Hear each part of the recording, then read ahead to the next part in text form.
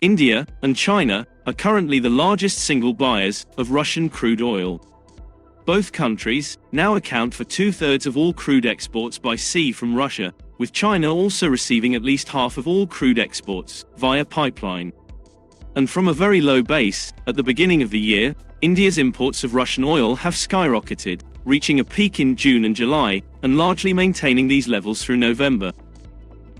Pakistan, which is experiencing economic difficulties as a result of recent devastating floods, wants the same crude oil discount as India and China. However, Russia rejected Pakistan's request for a 30 or 40% discount on Russian crude oil, stating that it could not offer a discount because all available volumes were already committed. According to Pakistani media, during discussions in Moscow, a Pakistani delegation led by State Minister for Petroleum Musaddiq Malik, a joint secretary, and officials from the Pakistan embassy in Moscow requested a discount. But the talks ended without a clear conclusion. However, the Russian government assured Pakistan that it would consider its request and communicate its decision through diplomatic channels later. Sources indicate that, at the appropriate time, Russia will be able to offer crude oil at the same prices it offers to its large client countries with stable economies.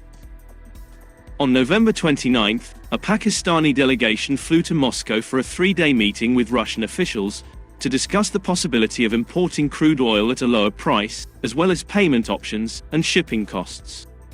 While Pakistan has asked Russia to consider its demand for discounted crude oil supplies, India has significantly increased its oil imports from Russia in recent months.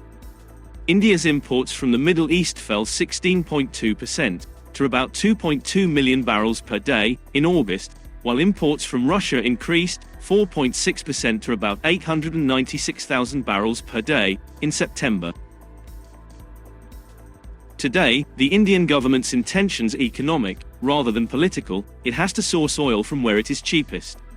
And it would be foolish not to take advantage of a crude oil discount. Other countries have also taken advantage of discounted Russian crude, for example, Sri Lanka, which has been grappling with a severe economic crisis. Russia has been selling oil at a discounted rate since March this year, after the Ukraine invasion.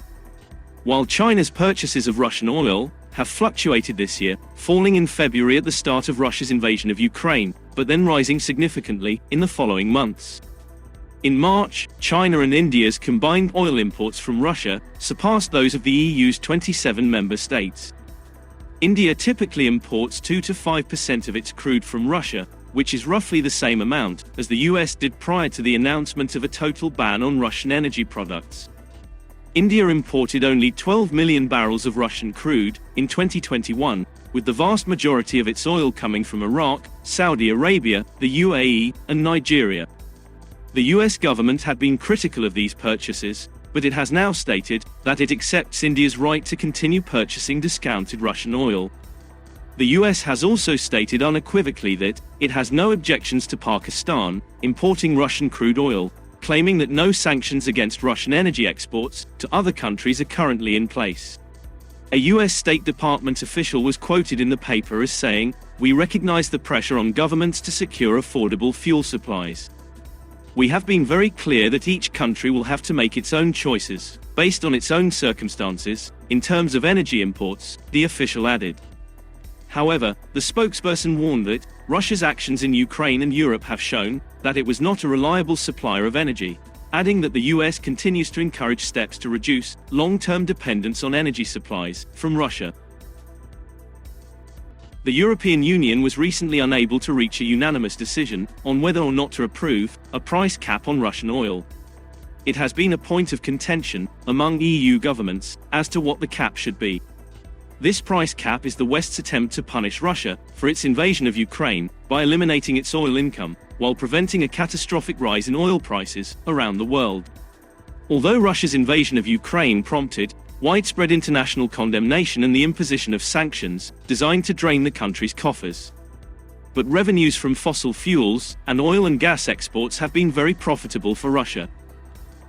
However, it remains to be seen whether Russia will agree to provide Pakistan with discounted crude in the near future, given the volumes of crude already committed to buyers like India and China.